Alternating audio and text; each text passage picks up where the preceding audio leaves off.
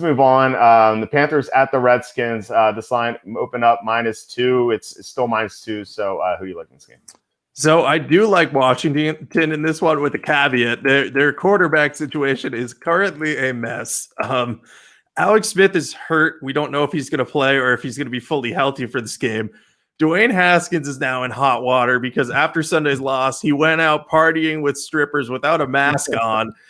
So now he's got this whole he had to apologize to the team, and now he's already been charged with violating COVID protocol once, so it's his second offense. So now he might get in trouble. He could get disciplined by Ron Rivera, who's looking to instill a culture of accountability there too.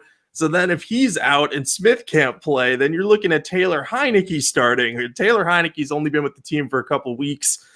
He was with Scott Turner, Ron Rivera, and the Panthers a couple years ago, but he only started one game. So there's a lot of mess possible at the quarterback position, but I'm treating this as if either Smith or Haskins is going to play, more likely Smith at this point. And I just look at this matchup from a perspective of Washington's defense is just so good right now.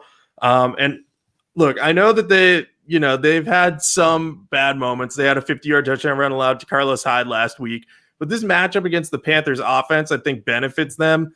The Panthers offensive line's a little bit banged up. They haven't played well in recent weeks. Teddy Bridgewater's taken 7 sacks in the last 2 games because he's been under a lot of heat. And that was against the Broncos and the Packers, both who have pass rushes that aren't as strong as what Washington has. So I'm basically banking on Washington being able to get a ton of pressure on Teddy Bridgewater, forcing him into some mistakes, them shutting out the run game. Whether or not Christian McCaffrey plays, that's a big question. I don't know if they can shut down McCaffrey if he does, so I might swing on that.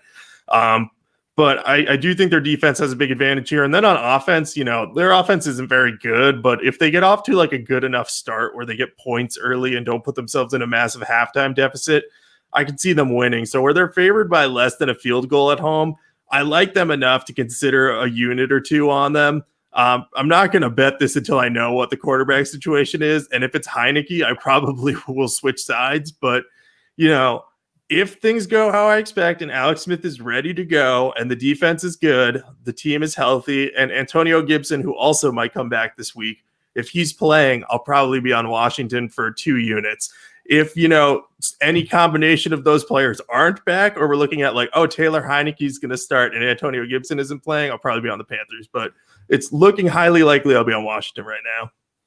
Doesn't this line surprise you, though? The Redskins have won 4 of 5, and they have the better record than the Panthers, and they're only favored by 2 points. And the public is betting all over the host here. Shouldn't the Washington be favored by 4, 4.5, 5, something like that? Something's up, something shady here. And this line was created with the prospect of Haskins or Alex Smith playing. I think it's been taken off the board since, but this was the line when before the Haskins news broke. So I think it would be -2. I mean, if Alex Smith comes back, maybe it's -2.5, -3. But something's weird here, and I think it kind of made me think hey, what have the Redskins done really in these wins? So they beat the Niners, which is this a nice win. They kind of dominated with Nick Mullins, but Mullins stinks, and he was under pressure a lot, and he made mistakes. They beat Dallas on Thanksgiving, which is not impressive at all.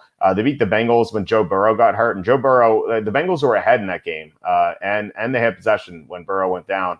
And so these wins they beat the Steelers, which is the marquee win. But we've learned since that win wasn't as impressive as we thought it was. So it kind of makes me wonder, does a team from the NFC East deserve to be favored over a team from not the NFC East? And I think because the Redskins are a little inflated from the win total, which is I feel undeserving. I think the Panthers might be the better team, and they're the underdogs here. So despite the great defensive line. So I feel Teddy Bridgewater should be able to throw in them, even though he might see pressure. Russell Okung is going to have a day extra to come back. So I feel the Panthers are going to squeak out a victory here. And, this is another case of Aurora Snomo. Redskins need a win. They're playing a team eliminated from the playoffs. The Panthers have a day extra to prepare. So I think Carolina wins this game, but I'm not super confident. Okay, there's one big motivational edge that I forgot to mention. This is technically a huge revenge game for Ron Rivera.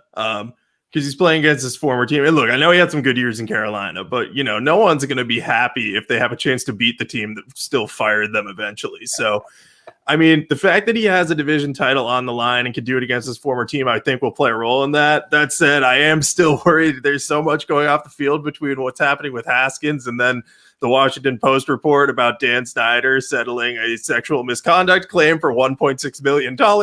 Like, this is all stuff that happened today that I am very busy on Tuesdays usually. And I'm like, all right, let's hope nothing crazy happens with the Washington football team. And boom, all this happens. I'm like, great. So ton of off the field stuff going on. So I wonder if people knew that was coming out and that's why this line is lower. So I can see your side of it for sure. But I'm willing to bank on Ron Rivera here. I'm a huge fan of his, and I think he's done a great job with this team. But again, I could see Carolina winning for sure. What were you more surprised by, the Haskins strip club thing, or Daniel Snyder settling the case? Oh, probably given the Washington Post reports that were already out there, it has to be what happened with Haskins.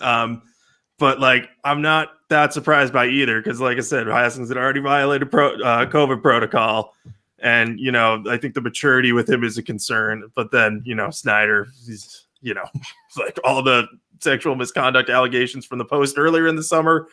It's just it's a mess sometimes over there. But Ron Rivera again has done a really good job of cleaning stuff up and changing that culture. So. I hope for coach's sake they can get a win in this one. He deserves to go to the playoffs. Yeah, I love Ron Rivera. I do want him to make the playoffs. I should say I would want him to make the playoffs if I didn't have that bet on the Giants. But that Giants bet looks like it's going to lose, unfortunately. Yeah, totally fair because I also have a bet on the Giants technically. So I'd be happy. I'm basically happy either way. But if Ron Rivera makes the playoffs, I'll be applauding and giving him a standing O from up here in New England. Yeah.